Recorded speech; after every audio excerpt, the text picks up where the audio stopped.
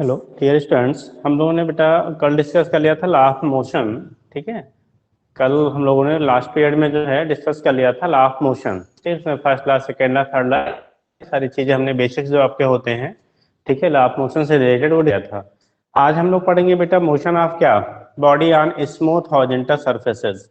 अब एक हो गया इंडिविजुअली हो गया, दूसरा कनेक्टेड होगा। ठीक है, अगर किसी स्ट्रिंग से कनेक्ट कर देते हैं, पुली की हेल्प से कैसे मोशन होता है, वो सारी चीज हम डिस्कस करेंगे आज। तो आज का हमारा टॉपिक जो होगा यहाँ पे मोशन ऑफ बॉडी ऑन किसमें, स्मूथ हॉरिजॉन्टल। अभी हम लोग स्मूथ की बात कर रहे हैं, रफ की बात बेटा तब करेंगे जब हमारा क्या फ्रिक्शन पढ़ लेंगे, तब फ्रिक्शन पढ़ने के बाद हम लोग रफ सरफेसेस की बात करेंगे। ठीक है, रफ सरफेस पे मोशन कैसे होगा। अभी हम लोग स्मूथ सरफेस की बात कर रहे हैं। किसकी बात करेंगे, स्मूथ हॉरिजॉन्टल सरफेस पर अगर बॉडी मूव करे, हॉरिजॉन्टल हो इंक्लाइन हो, जो भी चीजें रहेंगे वो आगे हम लोग डिस्कस कर लेंगे। ठीक, तो ये है बेटा हमारा motion of body on motion of bodies on smooth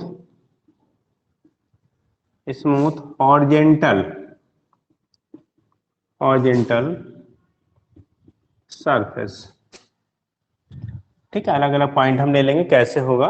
ठीक, अभी हम लोग इंडिविजुअल बॉडी की बात करें, कोई भी एक सिंगल बॉडी है बेटा, अगर हॉरिजॉन्टल सरफेस पे रखी जाती है, क्या रखी जाती है बेटा, हॉरिजॉन्टल सरफेस पे रखी जाती है। अगर सिंगल बॉडी की बात करते हैं तो यहाँ पे हमारे तीन सिचुएशन बन सकते हैं बेटा। ठीक, देखो फर्स्ट ये सबसे सिंपलेस्ट होता है जो हम लोग लोअर क्लास में ही पढ़ते हैं। ये मान लो फोर्स आपने एफ लगाया, मास आपका एम है, surface will be smooth. Already हम लोगों ने स्मूथ सरफेस की बात कर रहे हैं, तो यहाँ फ्रिक्शन नाम की कोई चीज नहीं होगी बेटा। ठीक है, वो बात अलग है कि प्रैक्टिकली ऐसे सरफेस हमें मिलते नहीं है। ठीक है, लेकिन यहाँ पे हम लोग क्या लेंगे, उस पर स्मूथ ही लेंगे। ठीक है, जब स्मूथ ले रहे हैं तो फ्रिक्शन नहीं है। तो केस क्या होगा, हम लोग यहाँ पे फोर्स लगा रहे हैं, मास आपका एम है, तो हम लोग न्यूटन सेकंड लॉ पढ़ा था, एफ इक्वल टू बेटा एम इंटू ए। ये तो रेट ऑफ चेंज ऑफ क्या, velocity, product of mass into rate of change of velocity के बेस पे किया था आपने। दूसरा हमने लिखा था F equal to M A. तो यहाँ से ए की वैल्यू निकालो कि सबसे सिंपलेस्ट कंडीशन पूरे कह लो फिजिक्स का, F equal to M A equal to F by M होता है, सब कोई जानता है यार। ठीक, सेकेंड केस क्या होता है, अगर आपका फोर्स इस पे किसी एंगल पे अप्लाई किया जाए, जैसे ये तो कंडीशन हुआ हॉरिजॉन्टली हमने अप्लाई किया सरफेस, सरफेस आपने लिखा था कैसा है, स्मूथ है, लिख लें कि हमें बार बार जरूरत नहीं रहेगी बेटा, वो अंडरस्टूड है। सेकेंड केस ले रहे हैं, हमने बॉडी को तो रखा, ठीक है, लेकिन अब की बार जो फोर्स अप्लाई कर रहे हैं हम किसी पर्टिकुलर एंगल पे कर रहे हैं, ये सपोज दैट थीटा है, ये हमारा कितना है, थीटा है। अब इस कंडीशन पे अगर आप थीटा एंगल पे निकाल रहे हो, थीटा एंगल पे लगा रहे हैं बेटा, ठीक है, और सरफेस हमारा कैसा है, स्मूथ है, सरफेस हमारा क्या है, स्मूथ है, तो इस केस में क्या कंडीशन बनेगी, फोर्स हम एफ थीटा एंगल पे हॉरिजॉन्टल से अप्लाई कर रहे हैं, तो इसके दो कंपोनेंट हो जाएंगे बेटा। एक हमारा क्या, थीटा के डायरेक्शन में, जो थीटा के डायरेक्शन में कंपोनेंट होता है हम लोग कहते हैं कॉस थीटा। थीटा के अपोजिट जो आपका होता है वो हम मान लेते हैं क्या, साइन थीटा। फिलहाल हम यही दिखा दे रहे हैं, आप सेंटर से दिखा दो, ये हम एक्टिंग पॉइंट हम जो सेंटर लेंगे तो सेंटर दिखा देंगे, यहाँ पे दिखा दिया तो एफ साइन थीटा। ठीक है, ये हो गया F cos theta, F sine theta. अभी चूंकि हमारा बेटा यहाँ पे, ठीक है, फ्रिक्शन नहीं है, तो हम लोग अभी क्या फ्रिक्शन का रोल नहीं कर रहे हैं, अभी सीधा सीधा हम लोग यहाँ पे एक्सीलरेशन की वैल्यू क्या करेंगे, फाइंड कर लेंगे। तो जब एक्सीलरेशन की वैल्यू फाइंड करोगे तो यहाँ पे देखो मास आपने हम लिया है, पुलिंग फोर्स का काम कौन कर रहा है, F cos theta. Pulling force का काम कौन कर रहा है बेटा, एफ कॉस थीटा। ठीक है, और मास आपकी बॉडी की एम है, तो यहाँ पे लिखेंगे F cos theta equal to M into A. एक चीज थोड़ा सा आप ध्यान देंगे बेटा, अगर रिएक्शन फोर्स यहाँ पे पूछा जाएगा तो वेट आपका एम जी नीचे की तरफ काम करेगा, एफ साइन थीटा ऊपर की तरफ काम कर रहा है, तो यहाँ पे जो रिएक्शन फोर्स होगा M G minus F sine theta के बराबर होगा, एम जी माइनस क्या होगा, एफ साइन थीटा के बराबर हो जाएगा। ठीक है, तो यहाँ से जब हम लोग अप्लाई कर रहे हैं बेटा, तो एक्सेलरेशन की वैल्यू आएगी F F cos theta equal to आएगा एम इंटू ए की वैल्यू निकालेंगे एफ कॉस थीटा अपान कितना, एम।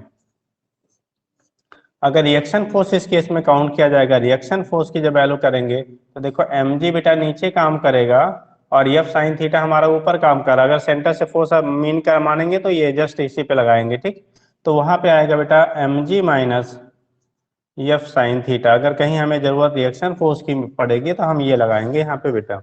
ठीक, तीसरा कंडीशन होता है अगर आपका जो फोर्स लग रहा है, ये तो हमारा पुलिंग फोर्स का काम कर रहा था, ये पुल कर रहा था। अगर आप पुशिंग फोर्स अप्लाई करिए, इस पे एक फ्रिक्शन में क्वेश्चन बनता है, ठीक है, by applying same force at same angle, one in pushing other is pulling, then which is easier. तो pulling is easier than pushing होता है बेटा। खींचना किसी बॉडी को धक्का देने से जो होता है आसान होता है, ठीक है। जब फ्रिक्शन हम लोग डिस्कस करेंगे तब वहां बताया जाएगा, ठीक।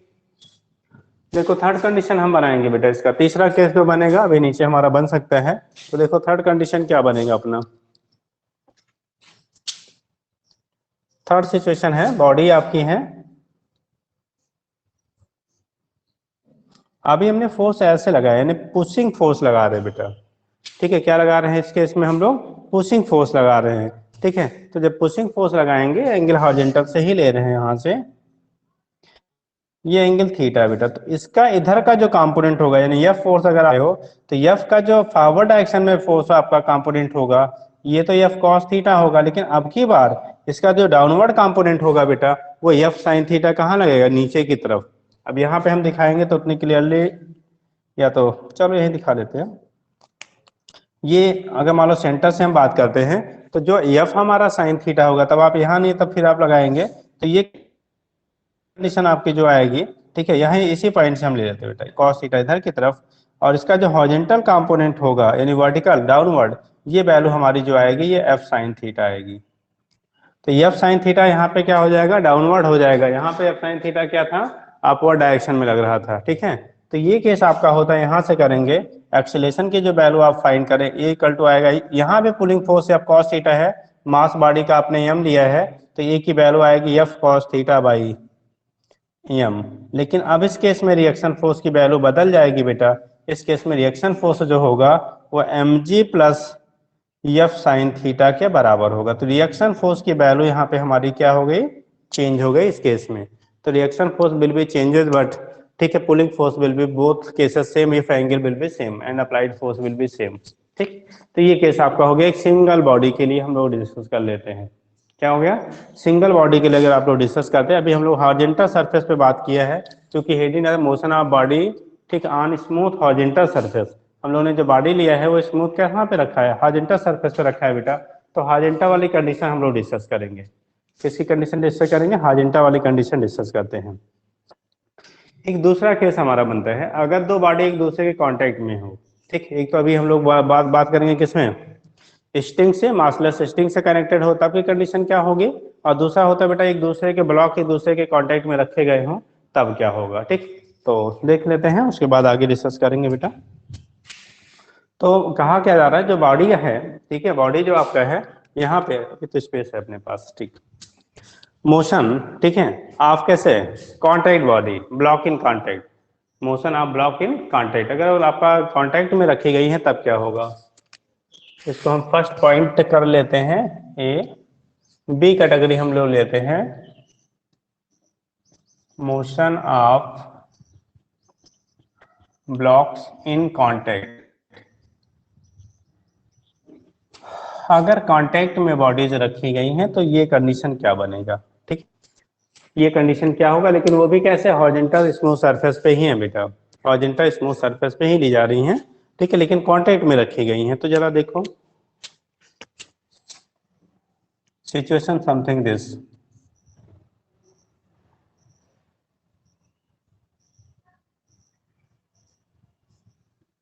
ये केस है आपका है, ठीक है, ये सिचुएशंस आपके हैं।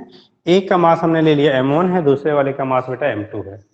अब किसी को ले सकते हैं, सपोज दैट इसका मास हमने बेटा m1 ले लिया और बड़ी वाली बॉडी का मास m2 ले लिया।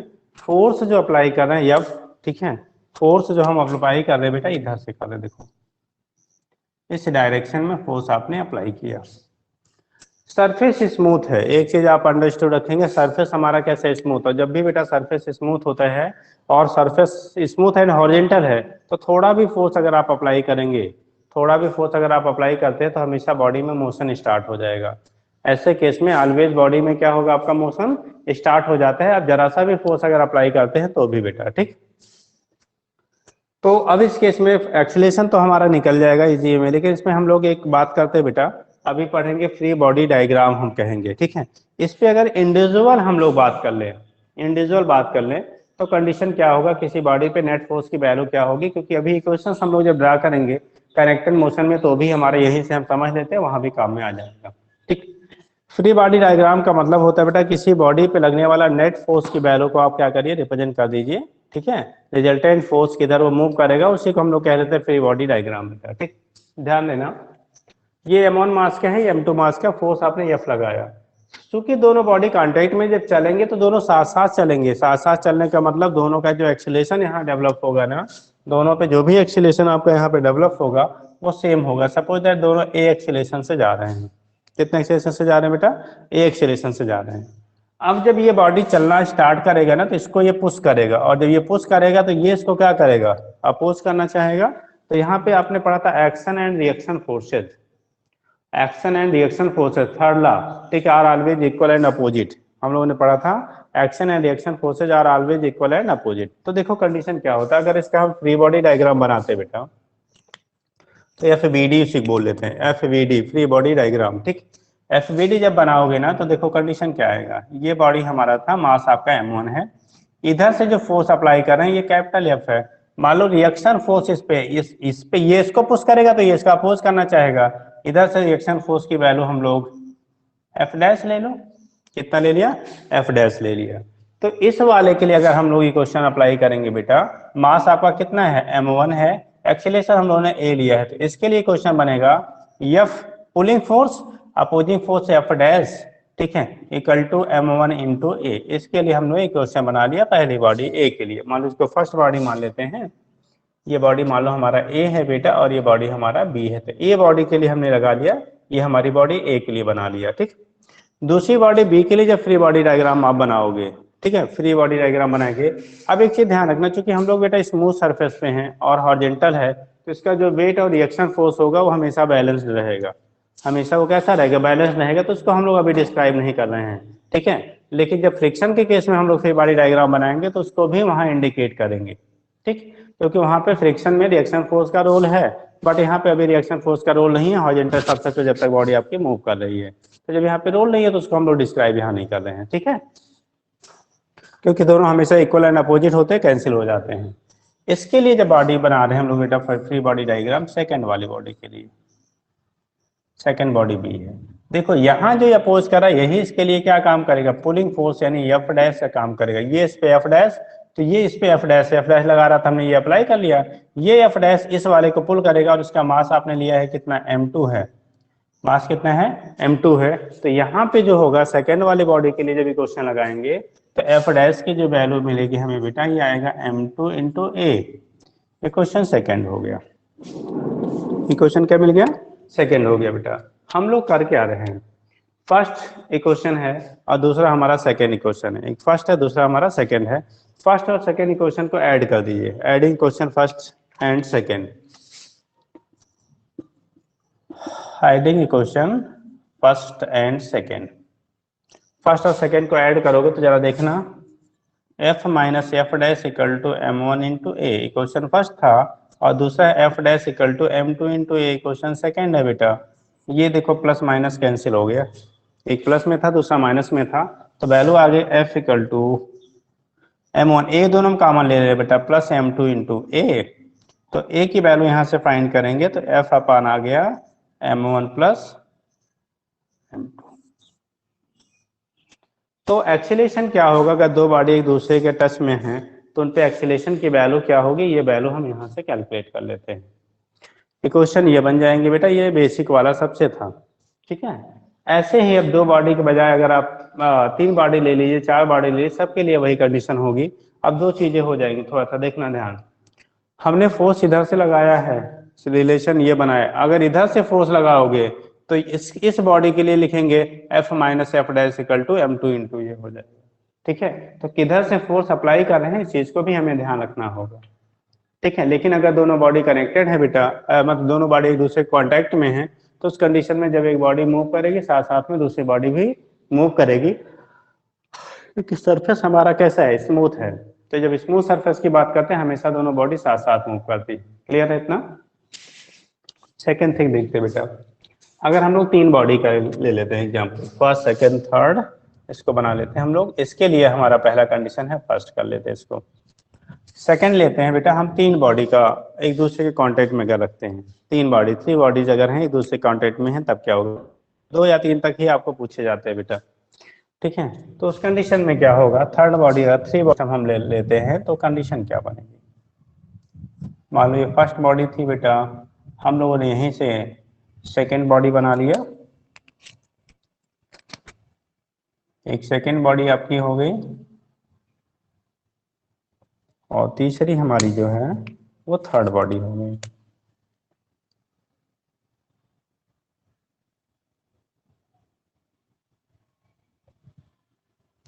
फोर्स हम इधर से ही लगा रहे हैं बेटा, आप इधर उधर कहीं से भी लगा सकते हो, ठीक है।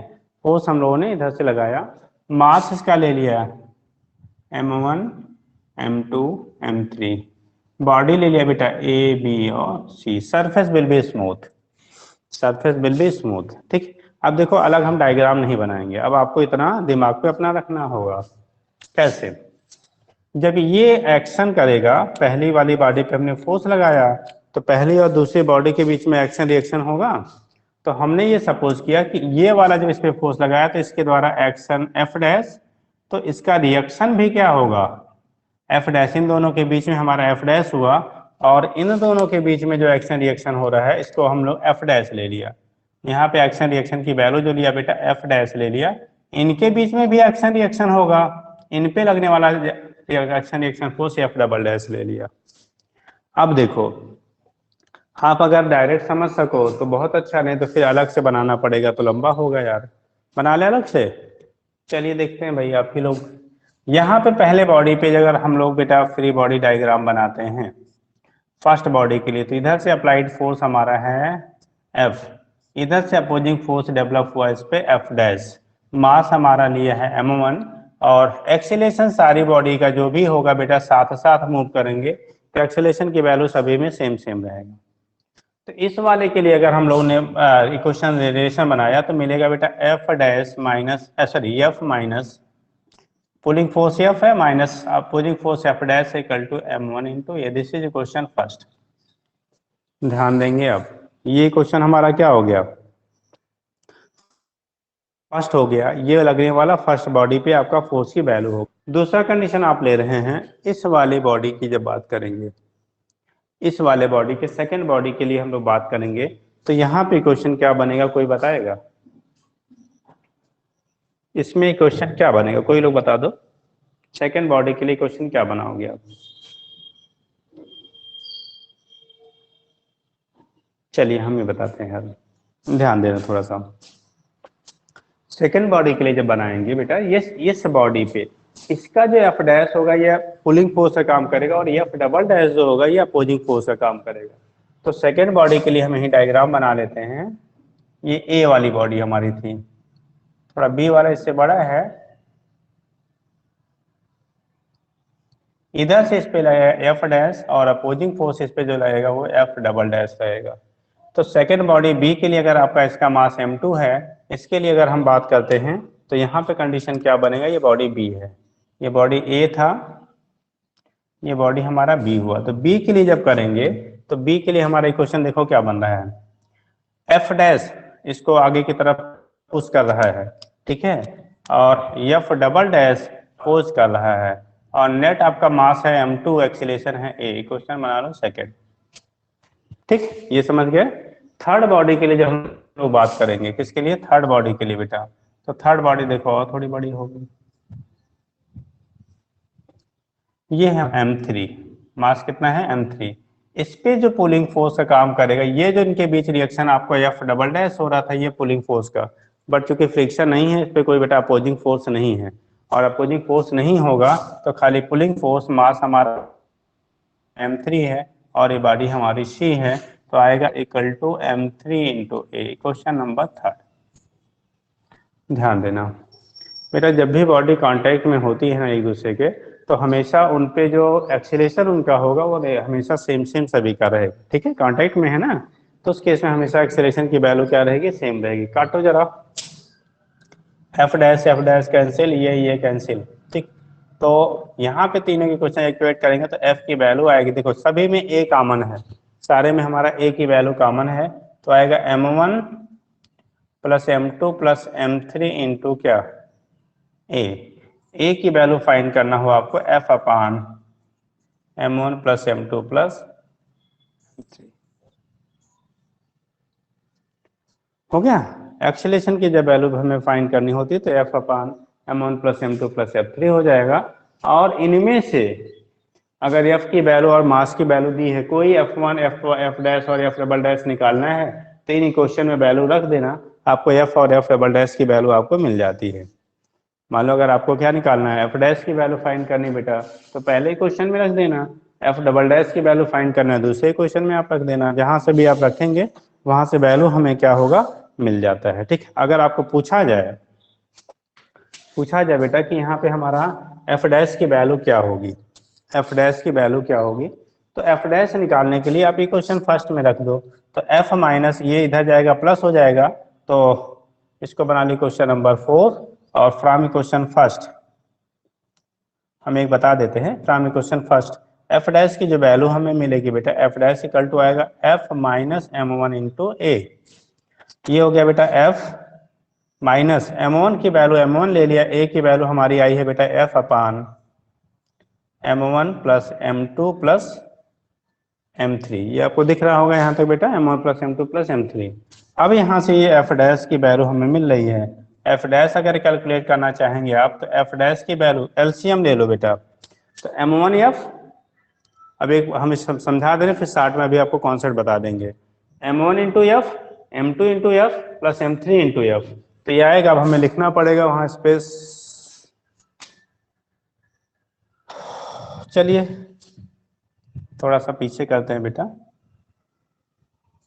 ध्यान दीजिएगा, तो यहाँ से f डैश की वैल्यू आएगी बेटा, देखो m1f plus m2 into F plus m3 into F, और ऑलरेडी यहाँ पे माइनस m1 इंटू एफ है अपान m1 plus m2 plus m3, m1 plus m2 plus m3। शायद कुछ चीज़ें मिस हो रही हैं आपकी, एक मिनट हम रीसेट कर दे बेटा, आ गया होगा ना।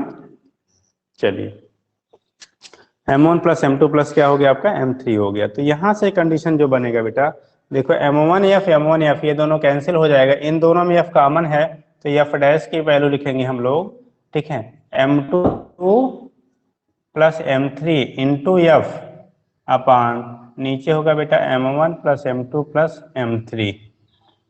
ये हो गया हमारा f डैश की वैल्यू, f डैश की वैल्यू आपने यहाँ से कैलकुलेट कर लिया कि f डैश की जो वैल्यू आएगी वो m2 plus m3 into F upon m1 plus m2 plus m3 हो जाएगा।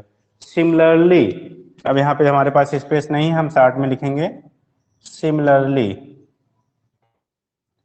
f डबल डैश की जो वैल्यू होगी, देखो f डैश है वो इस दोनों को पुश करने का काम करता था, इसलिए यहाँ टोटल मास उन दोनों का लेते बेटा, यहाँ पे f डबल डैश केवल इस m3 को पुश कर रहा है, तो ये हो जाएगा बेटा m3 into F upon m1 plus m2 plus m3। आप करना चाहेंगे f डबल डैश की वैल्यू निकालना चाहेंगे, ठीक है, इसी मेथड से जैसे यहाँ पे रखा आप इक्वेशन थर्ड में रख दो, इक्वेशन थर्ड में रखे f double dash equal to होगा m3 और a की वैल्यू है f अपान m1 plus m2 plus m3, हमने सब्स्टिट्यूट कर दिया तो वैल्यू ये हमें मिल जाता है बेटा। ठीक है, अब इसके लिए हम लोग एक कॉन्सेप्ट पढ़ेंगे बेटा, एक बॉडी हो, दो बॉडी हो, 10 बॉडी हो, चाहे जितनी भी हो, ठीक है, जितने भी बॉडी अगर हॉरिजॉन्टल स्मूथ सरफेस, बट होना कंडीशन क्या, हॉरिजॉन्टल स्मूथ सरफेस की बात करेंगे, तो अगर हॉरिजॉन्टल स्मूथ सरफेस पर रखी रहेंगी ना तो उनके एक्सेलरेशन और फोर्स, उन पे जो लगने वाला एक्शन रिएक्शन फोर्स होगा, ठीक है, ये इस कांटेक्ट में अगर बॉडी रखी है तो हम कैसे निकालेंगे, और यही चीज आगे सेम को हमारा आगे जब हम स्ट्रिंग से कनेक्ट करके स्टडी करेंगे तो वहां पे टेंशन टर्म यूज करेंगे बेटा, क्या टर्म यूज करेंगे, स्ट्रिंग जिससे कनेक्टेड होगी बॉडी वहां पे वो टेंशन डेवलप करेगा। ठीक है, तो वहां पे हम लोग जो टर्मोलॉजी यूज करेंगे वो टेंशन टर्म यूज करेंगे, ठीक, वहां पे एक्शन रिएक्शन फोर्स नहीं बात करेंगे। तो यहाँ पे देख लो बेटा, इतना एक बार देख लीजिए, ठीक है, एक बार जल्दी से देख लीजिए फिर हम इसको इरेज करें।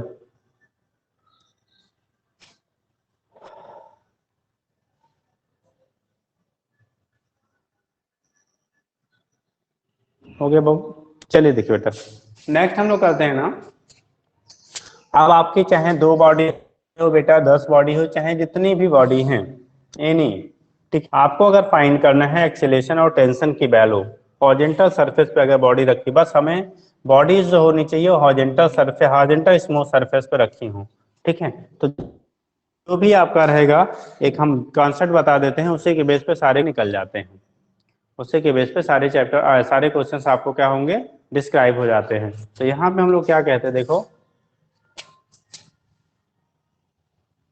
स्मूथ हॉरिजॉन्टल सरफेस एक्सीलरेशन जहां भी आपको फाइंड करना है, ये ट्रिक कह लीजिए, इंपॉर्टेंट कह लीजिए, जो भी है, ठीक है, आप इसके बेस पे चाहे जितनी बॉडीज होंगी उनके आप निकाल सकते हैं। कैसे, देखो एक्सीलरेशन इक्वल टू होता है फोर्स अप्लाइड, हॉरिजॉन्टल फोर्स कर लेते हैं, हॉरिजॉन्टल सरफेस है तो horizontal force applied, horizontal force applied upon total mass of bodies. ये एक्सेलरेशन कितना भी बॉडी हो, 2 हो 4 हो 10 हो, ठीक है, आप कहीं भी अप्लाई कर सकते हैं। जैसे देखो हम लोग ने एक्सेलरेशन निकाला ना, ए फोर्स अप्लाइड कितना था, हॉरिजॉन्टल फोर्स जो अप्लाई किया था आपने एफ किया था ना, तो लिखा F upon total of mass of body, 3 body थी, m1 plus m2 plus m3 कर लिया, निकल गया, आपको क्वेश्चन बनाने की जरूरत नहीं है, ठीक है। आप 2 बॉडी होता तो F upon m1 plus m2 कर लेते, एक ही बॉडी होता तो एफ अपॉन m1 कर लेते या m कर लेते, ठीक है। तो आपको 2 बॉडी हो 10 बॉडी हो 100 बॉडी हो चाहे जितने हो बेटा, अगर एक्सेलरेशन निकालनी है, फाइंड करनी है, पूरे सारे हॉरिजॉन्टल सरफेस पे हैं, बस इतना कंडीशन हो हॉरिजॉन्टल स्मूथ सरफेस पे हो तब ये अप्लाई करिएगा, नहीं तो कंडीशन बदल जाती है। तो सीधे आप force applied, horizontal force applied upon total mass of body. अब बात आ गई है यहाँ पे, चूंकि कांटेक्ट की बात हम कर रहे हैं, तो एक्शन रिएक्शन फोर्स जो होगा, जो रिएक्ट होगा या एक्शन फोर्स होगा, तो रिएक्शन फोर्स, ठीक है, वहां हम टेंशन कहेंगे, यहाँ रिएक्शन फोर्स कहेंगे। तो रिएक्शन फोर्स जो उनके बीच में म्यूचुअल डेवलप होगा, ठीक है, तो उस केस में कैसे करेंगे, पुलिंग फोर्स हम उसे कहते हैं, pushing force on bodies, pushing force, ठीक है,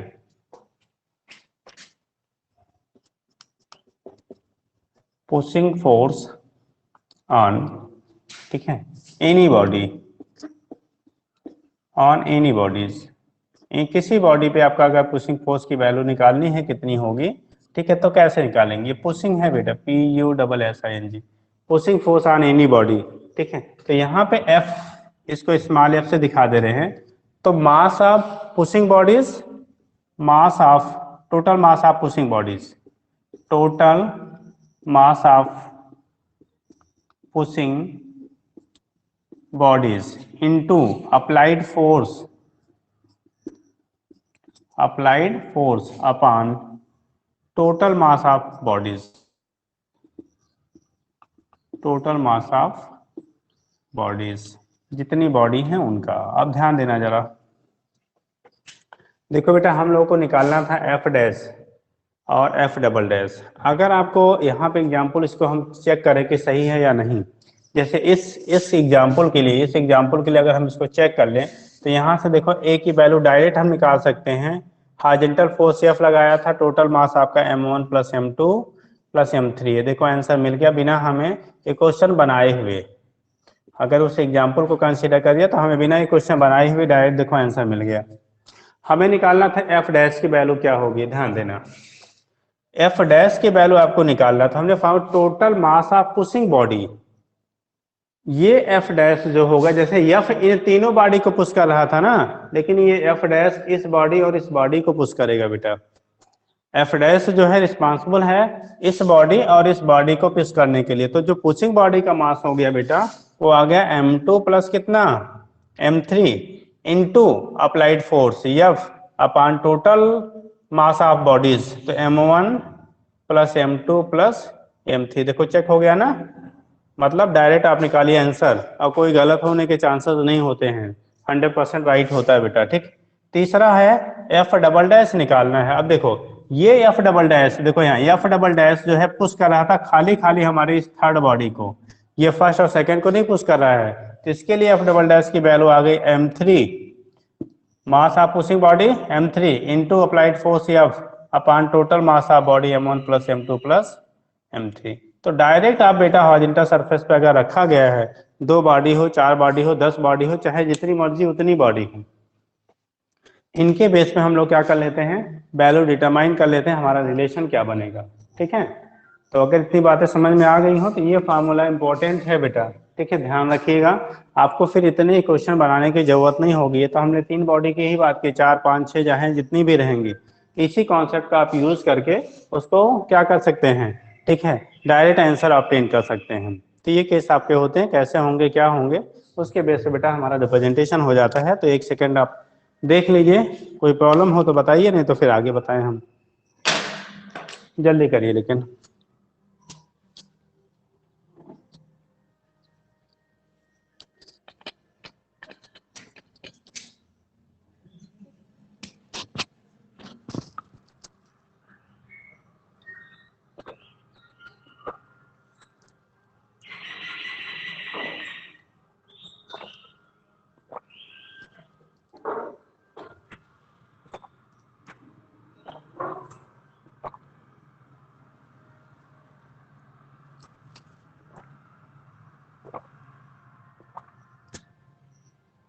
देख लिया बेटा, चलिए आगे देखते हैं हम लोग। नेक्स्ट होता है motion of block connected by massless spring. अगर मासलेस आपका स्ट्रिंग है, स्ट्रिंग मतलब धागा रस्सी जो भी कह रहे हो, लेकिन वो मासलेस होना चाहिए बेटा, उनसे कनेक्टेड है बॉडी, तो उस केस में कैसे हम निकालेंगे देख। ठीक है, यहाँ पे बॉडी एक दूसरे के कांटेक्ट में था, सेम कॉन्सेप्ट ऐसे ही होगा, बस वहां पे एक हम टर्म टेंशन यूज करेंगे। क्या टर्म यूज करेंगे, टेंशन। टेंशन हमारा एक्स्ट्रा टर्म्स वहां पे आ जाते बेटा। ठीक है, तो देखो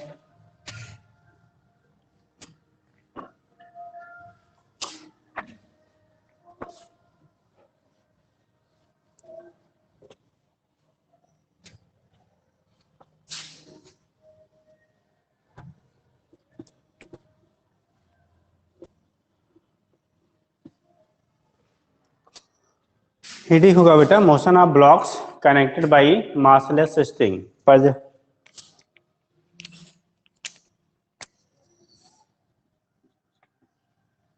मोशन ऑफ ब्लॉक्स या बॉडी जो भी कर लो, बॉडीज हम लोग टर्म यूज किया है, तो बॉडीज ही कर दो, बॉडीज प्रेजेंट एंड, ऐसे कर लो, कनेक्टेड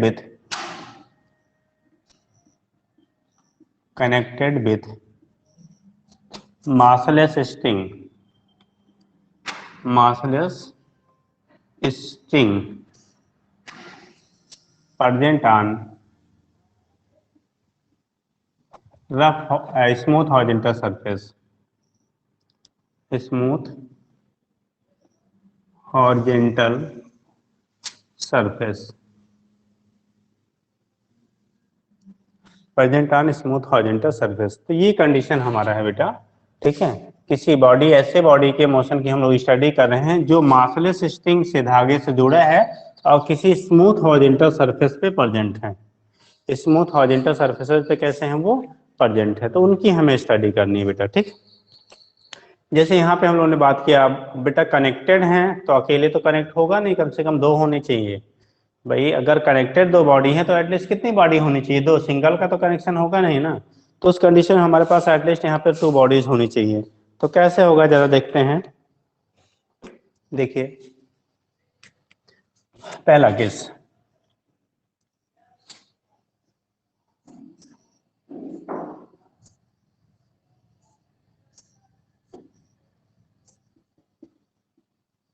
मास m1 m2। देखो जैसे वहां पे एक्शन रिएक्शन हम लोग बात कर रहे हैं ना, पुशिंग फोर्स पुलिंग फोर्स, यहाँ पे कंडीशन क्या होगा, जब फोर्स अप्लाई करोगे तो ये आगे मूव करना स्टार्ट करेगा, और ये जो स्ट्रिंग हम लोग लेते हैं, जिस रोप या जिस स्ट्रिंग से आपका कनेक्टेड होते हैं दोनों बेटा, वो मासलेस होता है। कैसा होता है, मासलेस है, नॉन स्ट्रेचेबल। मासलेस होगा और नॉन स्ट्रेचेबल होगा, मतलब उसको आप स्ट्रेच करेंगे तो फैलेगा नहीं, ना तो सिकुड़ेगा। ठीक है, जो भी कंडीशन है वो रिमेन्स मेंटेन रहता है। तो ये केस आपका यहाँ से ले रहे हैं बेटा हम लोग कि F फोर्स अप्लाई कर रहे हैं, मास m1 है, दूसरा m2 है, टेंशन यहाँ पे हम लोग ले रहे हैं T। टेंशन की वैल्यू कितनी ले रहे हैं, सपोज दैट T है, यहाँ इनके स्ट्रिंग में जो टेंशन डेवलप हो रहा है वो T है। अगर आपका स्ट्रिंग मासलेस होता है बेटा, तो पूरे स्ट्रिंग में जो टेंशन की वैल्यू होती है ऑलवेज सेम रहती है। उस केस में पूरे स्ट्रिंग में टेंशन की वैल्यू जो होगी ऑलवेज सेम रहती है, वहां पे कोई चेंजेस आपकी नहीं होती हैं, ठीक है। तो ध्यान क्या देंगे हम लोग, देखो एफ अप्लाई करोगे, अगर हम यहाँ भी फ्री बॉडी डायग्राम आपके लिए बना लेते हैं, तो देखो इस मान लो बॉडी हमारा ए है, इसे हमने बी ले लिया। ए बॉडी के लिए क्या करोगे, फोर्स पुलिंग आगे की तरफ, और ये टेंशन, अरे भाई जैसे आप किसी चीज को खींचोगे ना, वो किसी पीछे से जुड़ा हुआ है तो पिछले वाला जो होगा आगे वाले को रोकना चाहेगा। तो कंडीशन ये होगा जब आप फोर्स इधर की तरफ लगा रहे हो, तो टेंशन जो पीछे बॉडी इसमें स्ट्रिंग में डेवलप होगा ये इसका अपोज करेगा बेटा। और जो सेकेंड बॉडी है, जो हमारी सेकेंड बॉडी है, ठीक है, इसके लिए कंडीशन क्या, यही जो टेंशन आपका है, ये जो टेंशन आपने अप्लाई किया इसके बीच में, ये सेकेंड बॉडी M2 को क्या करेगा, पुल करने का काम करेगा। लेकिन इसमें कोई अपोजिंग फोर्स नहीं है, यहाँ जो क्राइटेरिया है यहाँ पे कोई अपोजिंग फोर्स हमारा काम नहीं कर रहा है। तो इस केस में टी की वैल्यू जो हो गई ये M2 है। अगर एक्सेलेरेशन इस सिस्टम में पूरा हमने सपोज किया कि एक्सेलेरेशन जो हमारा डेवलप हो रहा है वो अगर आपका ए डेवलप हो, जो आपका स्ट्रिंग है, धागा है, वो नॉन स्ट्रेचेबल है, तो एक्सेलेरेशन की वैल्यू सब दोनों में जो भी होगा वो सेम रहेगा, जैसे पीछे केस में हम लोगों ने डिस्कस किया था। जैसा पिछले केस में हम लोगों ने डिस्कस किया था वैसा ही कंडीशन यहाँ भी बेटा डेवलप होता है, ठीक है। तो देखो कैसे बनाएंगे हम लोग, ये हमारा बॉडी ए था, ये बॉडी हमारा बी। तो यहां लिखेंगे फॉर ब्लॉक ए के लिए जब बात करोगे एफ का बेटा, और जो टी है ये अपोजिंग फोर्स का काम करेगा, तो रिलेशन आएगा आपका F minus T equal to M1 into A. This is first equation. अब ब्लॉक बी के लिए जब करेंगे, फॉर ब्लॉक बी ब्लॉक के लिए करेंगे, तो पुलिंग फोर्स का काम टी कर रहा है, फ्रिक्शन तो है नहीं, तो अपोजिंग फोर्स यहाँ कोई नहीं है बेटा, यहाँ कोई अपोजिंग फोर्स नहीं है। जब अपोजिंग फोर्स नहीं है तो टी की वैल्यू होगी M2, हो गया, M2 इंटू ए, ठीक। तो इस केस में क्या होगा, देखो टी को ऐड करो, एक टी प्लस दूसरा टी माइनस, दोनों एक दूसरे को कैंसिल करेंगे तो टी, ठीक, बचा एफ की वैल्यू देखो इन दोनों में ए कॉमन है, तो M1 प्लस M2 इंटू ए होगा बेटा। ध्यान देंगे एफ की वैल्यू आ गई M1 plus M2 into A की वैल्यू फाइंड करेंगे तो आएगा F upon M1 plus M2। देखो जैसे वहां पे दो ब्लॉक के लिए एक्सीलेशन मिला था A equal to F by M1 plus M2, same relation यहाँ भी मिलेगा, ठीक। तो हमने निकाल लिया यहाँ पे एक्सीलेशन की वैल्यू। सिमिलर वे में अगर आप टेंशन फाइंड करना चाहते हो तो इस टेंशन की वैल्यू फाइंड करने के लिए सेकेंड इक्वेशन में ए की वैल्यू पुट कर दो। तो फ्रॉम इक्वेशन सेकेंड से हम लोग देखते हैं, तो टी की जो वैल्यू आएगी बेटा ये M2 इंटू ए की वैल्यू आ गया F upon M1 plus M2। वहां पे जो पुशिंग फोर्स होता था ना, एफ हम लोग लिखा था एफ डैश, वो यहाँ पे टेंशन, वहां पुशिंग फोर्स जो डेवलप होता था वो अगली वाली बॉडी को मूव कराता था। यहाँ पे जो टेंशन है ये अगली वाली बॉडी को क्या कराएगा, मूव कराएगा। तो इसके बेस पे हम लोग यहाँ से रिप्रेजेंट करेंगे, ठीक। अगला केस होता है, ये तो दो बॉडी के लिए हम लोगों ने डिस्कस कर लिया बेटा, ऐसे तीन बॉडी के लिए करेंगे, ठीक है। तो ये पहला केस ले लिया था, सेकेंड केस हम लोग तीन बॉडी के लिए डिस्कस करते हैं। आपके बार डायग्राम नहीं बनाएंगे, आप लोग को दिमाग में सोचो, दो बार हम बता चुके हैं।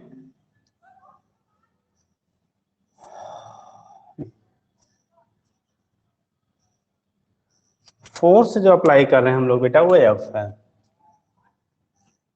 हॉरिजॉन्टल फोर्स अप्लाई किया F, masses M1 M2 M3, bodies हमने मान लिया ए बी और सी।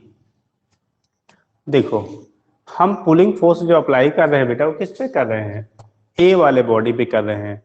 जैसे इसको खींचना शुरू करोगे, ये जो आपका स्ट्रिंग है जिससे ये जुड़े हुए कनेक्टेड है बॉडी, ठीक है, उनमें टेंशन डेवलप होगा, होने वाला टेंशन, ठीक है, इस वाली बॉडी को पुल करेगा, इसमें होने वाला टेंशन इस वाली बॉडी को पुल करेगा। लेकिन ध्यान देंगे इसमें डेवलप होने वाला टेंशन इसका अपोज करेगा और इसमें डेवलप होने वाला टेंशन इसका अपोज करेगा। मतलब पीछे वाला, अगर आप ये तो प्रैक्टिकल चीजें हैं, आप खींचे, चार लोग खड़े हो जाओ, अगला वाला मूव करना चाहे, पीछे वाले अगर रोकना चाहते हैं तो हर पीछे वाला अपने आगे वाले को जाने का रोकेगा, ठीक है, और आगे वाला पीछे वाले को खींचना चाहेगा, तो वही कंडीशन यहाँ पे है।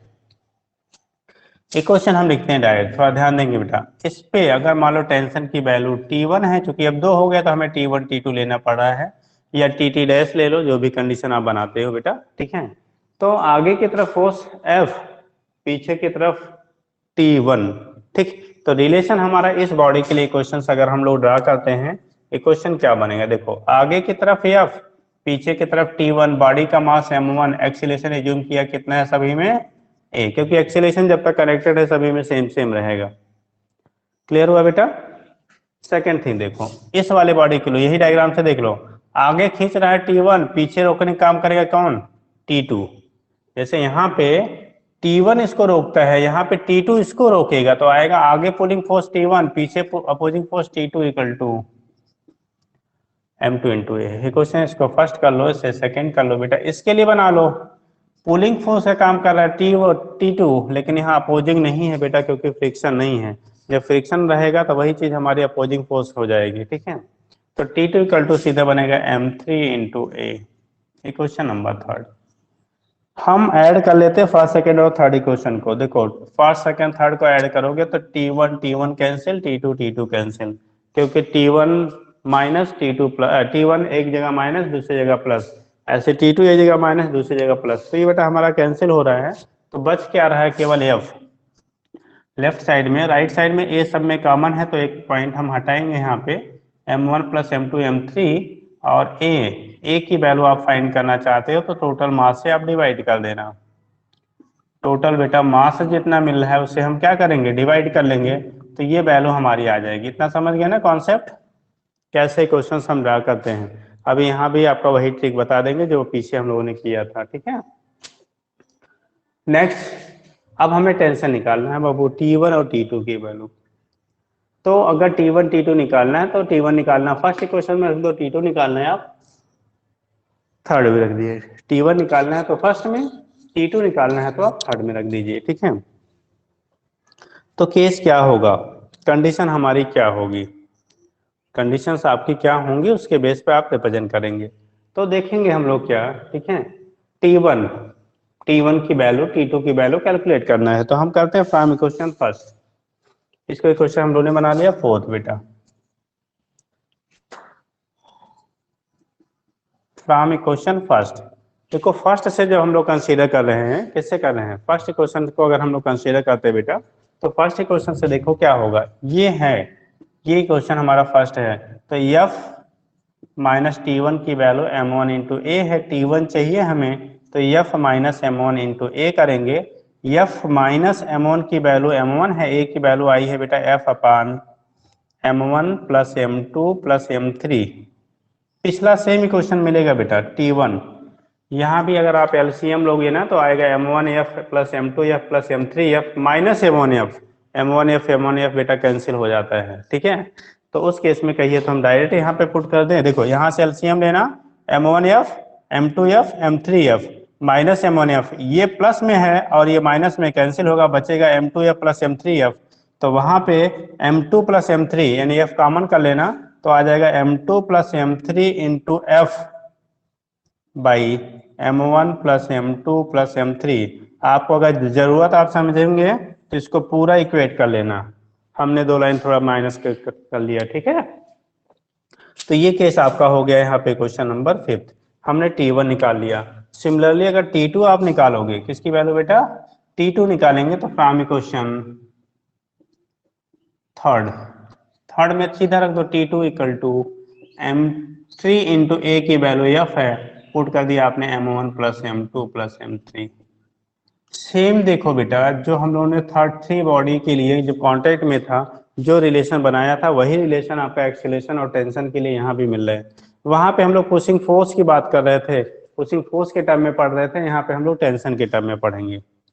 जैसे हम लोग एक ट्रिक वहां पे बताया था ना, वैसा ही ट्रिक बेटा हम यहाँ भी यूज कर लेते हैं। सेम ट्रिक हम यहाँ भी यूज करते हैं। कैसे, अगर एक्सीलरेशन निकालना है, एक्सीलरेशन के लिए फार्मूला लिखते हैं, तो total force applied, applied force applied, यहाँ पे कंडीशन हॉरिजॉन्टल के लिए ले रहे हैं, ध्यान रखना। अगर वो फोर्स किसी एंगल पे होगा तो उसका हॉरिजॉन्टल कंपोनेंट हम कंसीडर करेंगे। ठीक, उसी को अप्लाइड पुलिंग फोर्स कह लेते हैं, या यहाँ पे कह लो पुलिंग फोर्स, चलो ठीक है, अप्लाइड फोर्स, इतना समझ जाएंगे ना। अप्लाइड मतलब जो फोर्स हमने अप्लाई किया, applied force upon total mass of system, total mass of system, applied force upon total mass of the system. ये कंडीशन हमारा हो गया किसका बेटा, एक्सेलेरेशन का। तो ये हो गया applied force upon total mass of system, this is known as क्या, एक्सेलेरेशन कह लिया। टेंशन निकालना है, टेंशन, किसी भी स्ट्रिंग में टेंशन निकालना है तो हम लोग कह लेते हैं मास of the pulling force, mass of pulling force, pulling force into, अब थोड़ा सा वहां पे आपको दिखेगा नहीं बेटा, एक मिनट रुक जाओ, हम थोड़ा लेफ्ट हो ले,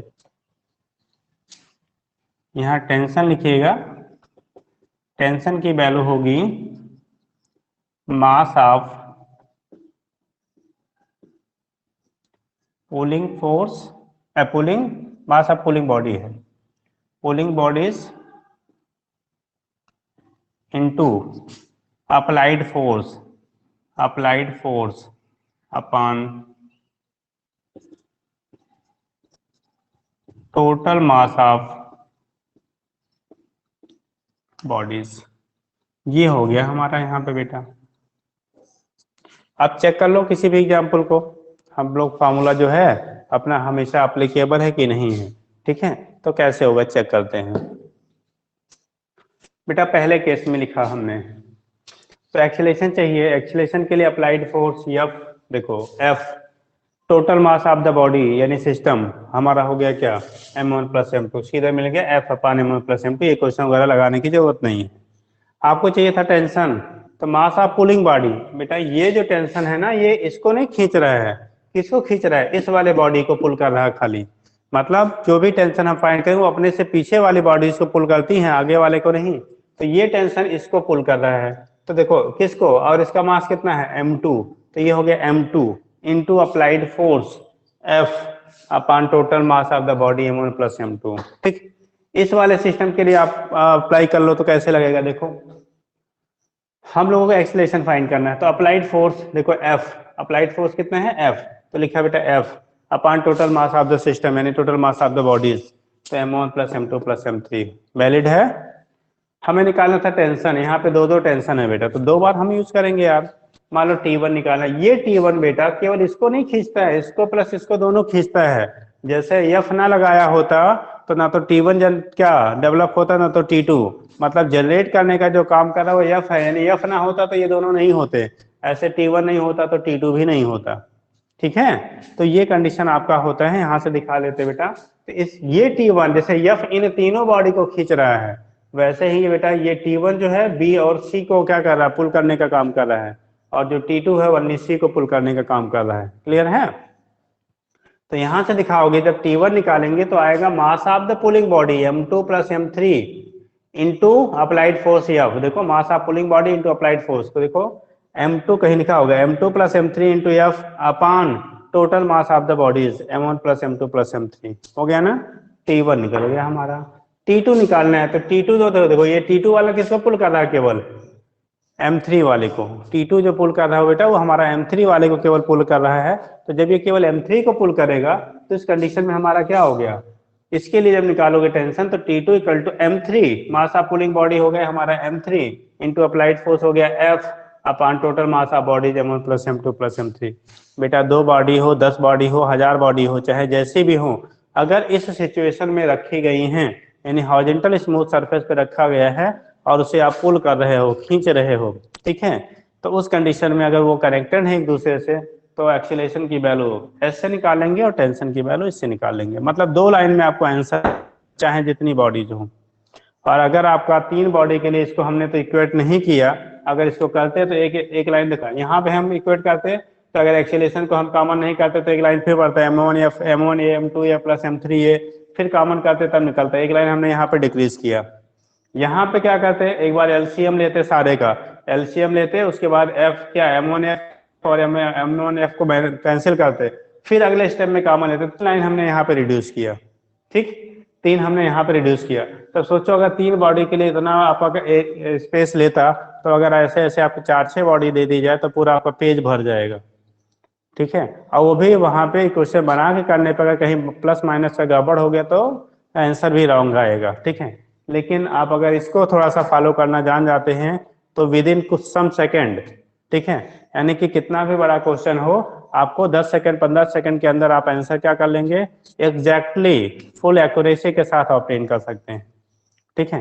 तो हम लोग जब फिजिक्स पढ़ते हैं बेटा तो हमारे पास बहुत सारे ऐसे स्पेस पाए जाते हैं जहाँ पे हम लोग ट्रिक से क्वेश्चन लगाते हैं, क्योंकि आपको 180 क्वेश्चन, अगर आप नीट एग्जाम की प्रिपरेशन कर रहे हैं तो 180 क्वेश्चन आपको 180 मिनट आपके टाइम होते हैं, ठीक है।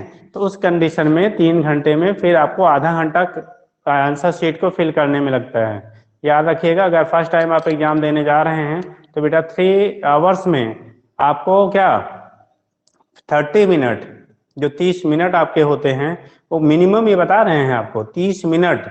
आप अगर एक फास्ट थोड़ा फीलिंग आता है आपको तो आपको आंसर शीट 180 क्वेश्चन को फिल करने में लगते हैं एक्यूरेसी के साथ, ठीक है। क्योंकि फीलिंग खाली ऐसे डार्क कर देने से नहीं हो जाता, कंप्लीट सर्किल डार्क होनी चाहिए और बाहर ना तो बाहर जाए आप इंक और ना ही अंदर का क्या हो स्पेस अनऑक्युपाइड हो, बीच का स्पेस जो सर्किल के है वो खाली भी नहीं होना चाहिए और बाहर भी सर्किल के नहीं जाना चाहिए। साथ भरने में 180 क्वेश्चन आपको ठीक है 30 मिनट लग जाते हैं, तो बचा टाइम हमारे पास 2 आवर 30 मिनट, मतलब 150 क्या मिनट, और क्वेश्चन नंबर है 180 बेटा, ठीक है। तो उस केस में जब टाइम आप सेव करते हो तो वही टाइम हमारे जहाँ पे कुछ क्वेश्चन तो ऐसे हैं जहाँ पे आपको करने ही करने हैं तो वहां तो आप सेव नहीं कर सकते हो, लेकिन बहुत जगहों पे आपके ऐसे रहेंगे जहाँ पे आपको टिक के बेस पे क्वेश्चन सॉल्व हो जाते हैं, वो हमें टाइम बचाते हैं। उस टाइम को यूटिलाइज करते हैं हम ऐसे क्वेश्चनों के लिए जहाँ पे हमें टाइम की रिक्वायरमेंट होती है, तब जाके आप मैनेज कर पाते हो, ठीक है।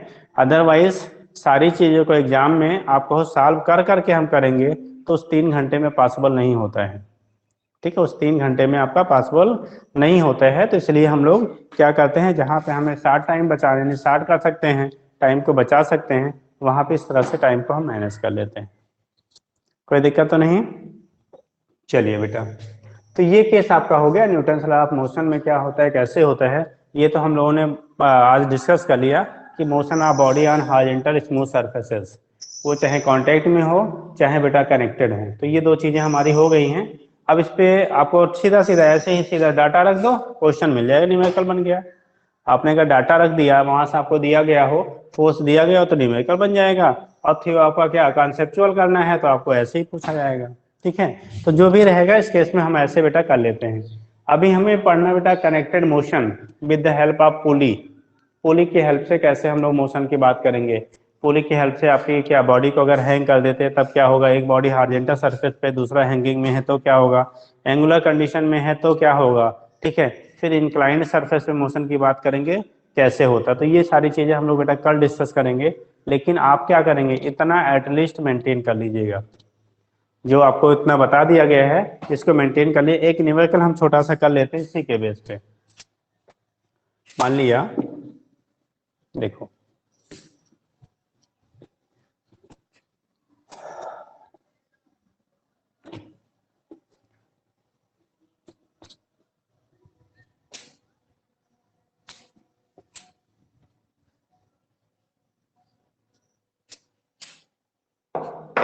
बोला क्या जा रहा है बेटा कि आपको जो टेंशन दिया जा रहा है यहाँ पे हमने ले लिया M1 20 kg, M2 25 kg, M3 35 kg, applied force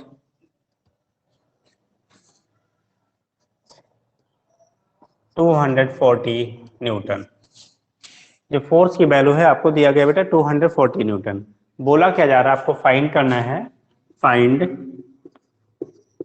value of acceleration and tension T1। Tension कौन सा, T1 की वैल्यू हमें फाइंड करना है, दोनों नहीं पूछ रहे हैं, T1 की वैल्यू फाइंड करनी है, यानी कि जो A और B को जो कनेक्ट करने वाली स्ट्रिंग है उसमें टेंशन की वैल्यू क्या होगी। अब एक मेथड हमारे पास क्या है बेटा कि हम पूरा जैसे अभी क्वेश्चन बनाया था आप बना के रखिए, या दूसरा मेथड आप उसको रट के रखिए, तीसरा मेथड है आप कॉन्सेप्ट को याद रखिए, आप सीधा सीधा रख दीजिए। ठीक है, तो वो कंडीशन है। हमारे पास 3 बॉडी थी बेटा, तो अगर एक्सेलेरेशन हमें फाइंड करना है, क्या फाइंड करना है, एक्सेलेरेशन की वैल्यू फाइंड करना है, ये हमारा क्वेश्चन बन गया बेटा। एक्सेलेरेशन की वैल्यू फाइंड करना है, तो एक्सेलेरेशन हमने कहा था A equal to applied force, क्या बोला था बेटा, applied force upon total mass of bodies, body कह लो, सिस्टम कह लो, जो भी कह लीजिए। अप्लाइड फोर्स ले लो बेटा 240, total mass 20 plus 25 plus 35, that is हो गया बेटा 240 अपॉन 35 62 80, 80 हो गया 3 मीटर पर सेकेंड स्क्वायर। तो एक्सेलेरेशन की वैल्यू आपको मिल गई 3 मीटर पर सेकेंड स्क्वायर। ठीक, हमें दूसरा निकालना था कि टेंशन की वैल्यू कितनी होगी। किसकी वैल्यू फाइंड करनी थी बेटा, टेंशन की वैल्यू आपकी कितनी होगी, वो चीज हमें निकालनी थी। तो टेंशन निकालने के लिए हम लोग क्या करेंगे, किसकी वैल्यू, टेंशन के लिए हम लोग क्या करेंगे, देख लीजिए।